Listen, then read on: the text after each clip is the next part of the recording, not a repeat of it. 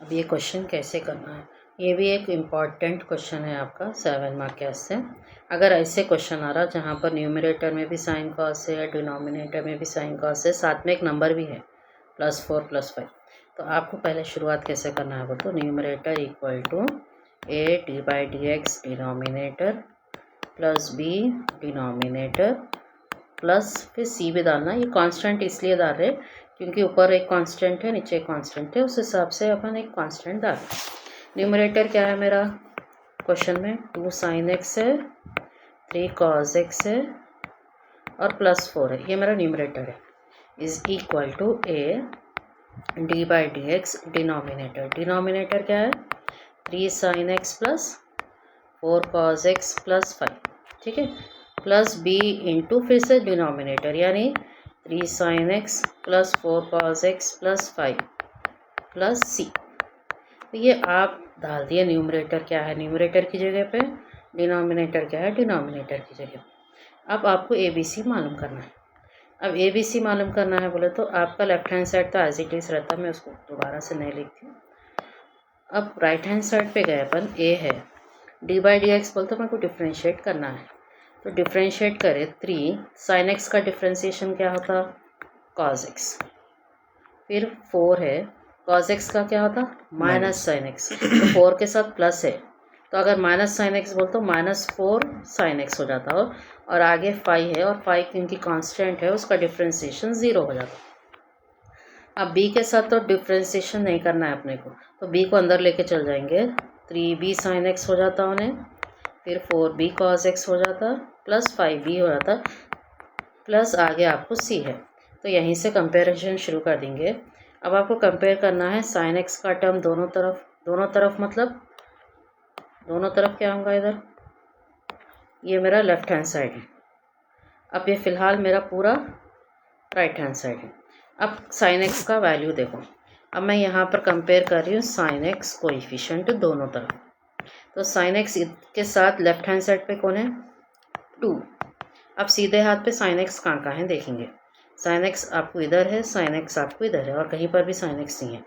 पहले वाले के साथ जो sin x है उसके साथ क्या है -4 और बाहर a भी है जो मल्टीप्लाई होना था अंदर, तो उन्हें हो जाता -4a, और sin x के पास गए तो उन्हें बन जाता +3b।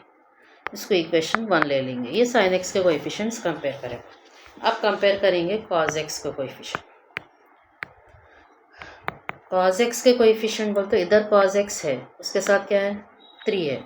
अब सीधे हाथ पे आए, पहले तो 3 लिख लेंगे लेफ्ट हैंड साइड का, राइट हैंड साइड पे है इधर cos x है इधर cos x है, cos x के साथ 3 है बाहर a है मतलब 3a आता, और इधर cos x के साथ 4b है, इसको इक्वेशन 2 ले लेंगे। और कांस्टेंट देखो क्वेश्चन में लेफ्ट हैंड साइड पे sin x है cos x है, एक नंबर भी है 4 जिसके साथ ना साइन है ना cos x है, उसको कंसिडर करते हैं अपन एक कांस्टेंट वैल्यू। जो लेफ्ट हैंड साइड पे 4 है और राइट हैंड साइड पे आप देखेंगे 5b और c है, ना इसके साथ साइन है ना cos है। अब इस तरीके के आपके 3 इक्वेशन अब बन गए 1 2 और 3। अब आपको 1 2 3 को सॉल्व करना है, ABC मालूम करना है। तो 1 को क्या करेंगे, इक्वेशन 1 को इंटू 3 कर लेंगे और इक्वेशन 2 को इंटू 4 कर लेंगे सॉल्व करने के लिए। तो इक्वेशन 1 को इंटू 3 करो, पूरों को करना है, 3 2 6 हो जाता, 3 4 12 हो जाता, 3 3 9। अगर इक्वेशन 1 को इंटू 3 करें, इक्वेशन 2 को इंटू 4 करें तो 4 3 12, 4 3 12 और 4 4 16। अगर मैं इन दोनों को अब काट या सॉल्व करी तो -12 है +12 है कट जाता है, 12 + 16 हो जाता 18, 9 + 16 हो जाता 25, 25 को 18 के नीचे भेज दिए तो आपका b का वैल्यू हो जाता 18/25। b मिल गया मेरे को। अब मैं b डालकर a निकालूंगी, तो b डालूंगी या तो इक्वेशन 1 में या इक्वेशन 2 में। तो b अगर मैं इक्वेशन 2 में डाली, इक्वेशन 2 क्या है मेरा, इक्वेशन 2 था 3 = 3a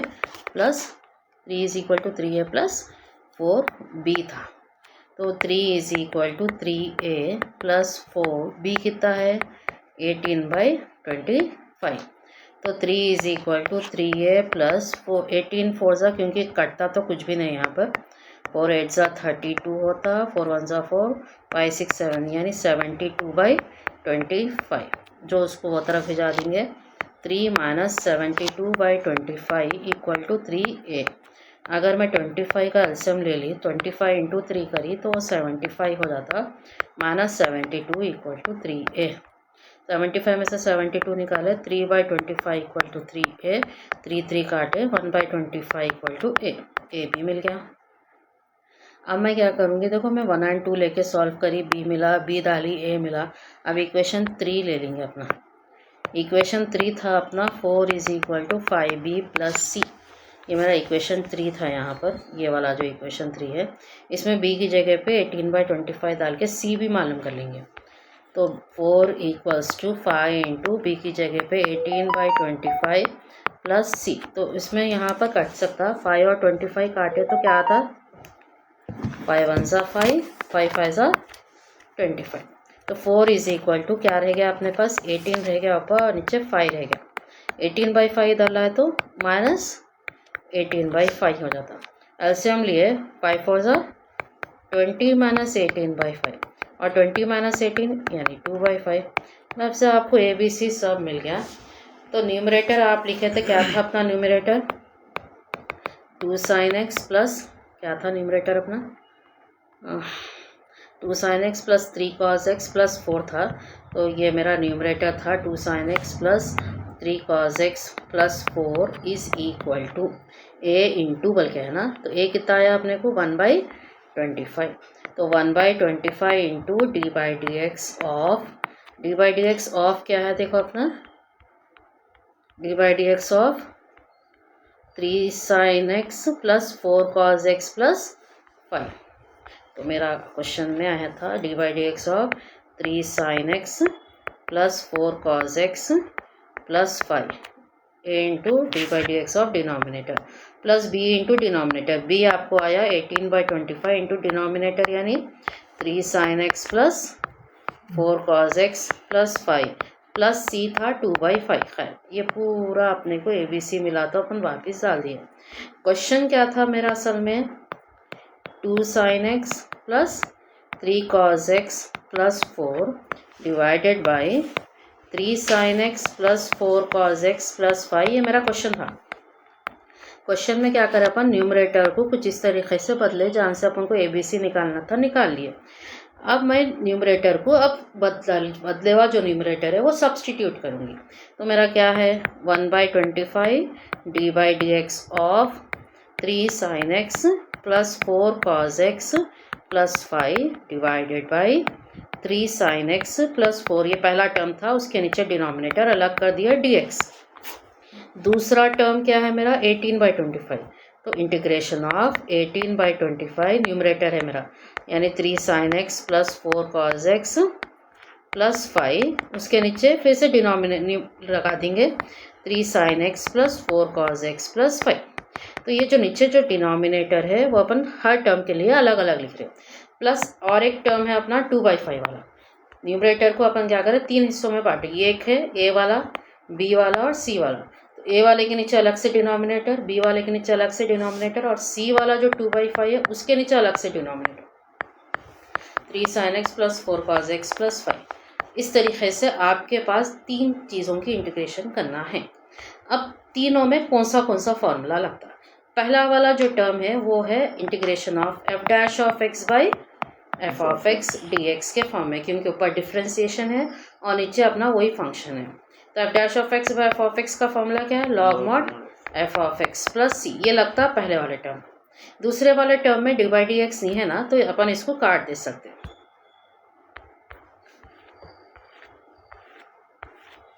ठीक है, तो दूसरे वाले में क्योंकि d/dx नहीं है तो ऊपर नीचे ये टर्म कट जाता अपना, तो कट गया तो क्या आता अपने पास 1 आ जाता, और साथ में क्या है 18/25। तो खैर 1 का फॉर्मूला लगता, और 1 का फॉर्मूला कितना होता x।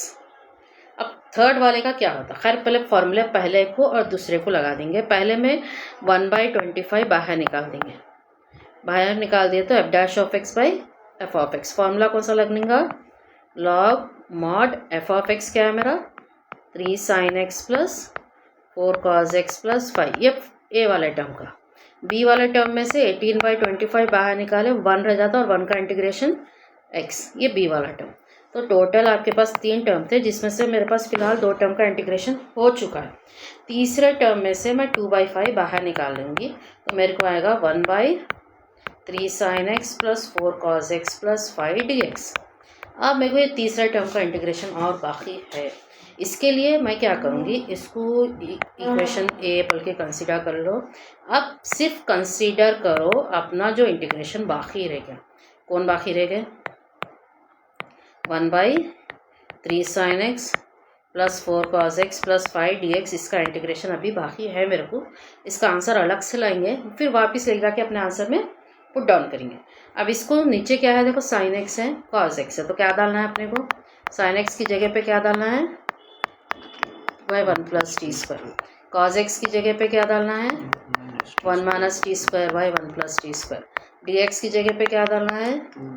2 dt by 1 plus T square. और आखिरी में t की जगह पे क्या लगेगा? tan x by 2। ये चीज़ें हैं जो अब यहाँ पर लगेंगी।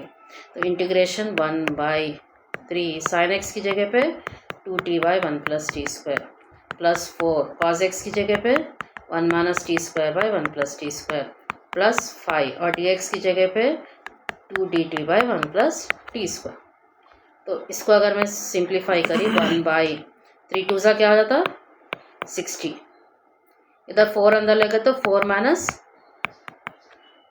4 टी स्क्वायर। और अगर मैं 1 प्लस टी स्क्वायर एलसीएम में ले रही हूँ तो इसको 5 से मल्टीप्लाई करना पड़ता है, यानी मेरा बन जाता 5 प्लस 5 टी स्क्वायर। और इंटू में कौन है? 2 dt by 1 plus T square. तो ये 1 प्लस टी स्क्वायर कट जाता, तो ऊपर 2 dt का 2 बाहर निकाले तो ऊपर सिर्फ dt रह जाता। और नीचे देखो 5 टी स्क्वायर में से 4 टी स्क्वायर निकाले तो टी स्क्वायर प्लस क्या है? 60 है, एक ही टर्म है। और 5 प्लस 4 बोल तो 9। इसको अगर मैं ऐसा लिखी इंटीग्रेशन dt बाई, मैं क्या बोली थी, क्वाड्रेटिक का कैसा बताई थी प्रोसीजर, कि टी स्क्वायर के साथ कोएफिशिएंट 1 होना है। यहाँ तो 1 है। टी के साथ कोएफिशिएंट इवन रहा तो मल्टीपल ऑफ 2 लिखना है, ऑड रहा तो मल्टीप्लाई एंड डिवाइड बाई 2 करना है। टी के साथ 6 है, इवन है, तो उसको मल्टीपल ऑफ 2 के फॉर्म में लिखे तो 2 इंटू 3। अब ब्रैकेट का जो वैल्यू आ रहा है उसको स्क्वायर करके प्लस करना है और स्क्वायर करके माइनस करना है। अगर मैं इसको स्क्वायर करके प्लस करी तो मेरे को वही आ जा रहा जो क्वेश्चन में है। तो स्क्वायर करके माइनस कराने की ज़रूरत नहीं है, क्योंकि ये जो क्वेश्चन में 9 है ना, ये 9 3 बन जा रहा। ठीक है, तो उसकी ज़रूरत ही नहीं पड़ी कि स्क्वायर करके माइनस करो। 9 को 3 स्क्वायर लिख लो, वो बराबर हिसाब में बैठ गया आपने। तो ये किस फॉर्म में होगा? इंटीग्रेशन dt बाई ये a square plus 2ab plus b square, यानी a plus b whole square. तो a plus b whole square वो तो ये किस फॉर्म में है? वो तो 1/x स्क्वायर के फॉर्म में है। नीचे x है, स्क्वायर है, समझो। 1/x स्क्वायर का फॉर्मूला होगा -1/x, ये फॉर्मूला लगेगा यहाँ पर। तो 2 इंटू -1/x, x यानी क्या है? t plus 3। लेकिन t का वैल्यू क्या था अपने पास? tan x by 2। तो t की जगह पे tan x बाई 2 डालो और 2 को मल्टीप्लाई करें, -2/tan x by 2 plus 3 plus c। ये आपका थर्ड टर्म का आंसर था। तो आंसर में आपको कितने थे? ऑलरेडी 3 टर्म थे, जिसका जो तीसरा हिस्सा था उसका आंसर है। तो पूरों को एक जगह कर लेंगे। तो पहला हिस्सा क्या था? फर्स्ट टर्म था 1/25 log mod 3 sin x plus 4 cos x plus 5, ये फर्स्ट टर्म था। दूसरा क्या था? 18/25x। तीसरा था 2/5 इंटू इंटीग्रेशन था, जिसका आंसर तुम कितना लाए अभी? -2/tan x बाई 2 प्लस 3 और प्लस c। तो ये इंपॉर्टेंट क्वेश्चन है। इससे रिलेटेड एक ही क्वेश्चन आ रहे हैं, मतलब 2 क्वेश्चन है आपके पास। ये एक्सरसाइज का प्रॉब्लम है। एग्जाम्पल में भी सिमिलर क्वेश्चन है, दोनों में से भी कौन सा भी एक आने के चांसेस रहते हैं। और एक क्वेश्चन है इसी सिमिलर टाइप का, ये आप अपने से कर सकते हैं एज ए रिविजन। क्वेश्चन है cos x plus 3 sin x plus 7 by cos x plus sin x plus 1 dx। तो आपको सेम मेथड से, जैसा अब भी करें अपन प्रॉब्लम, सेम मेथड से प्रॉब्लम करना है। ठीक है।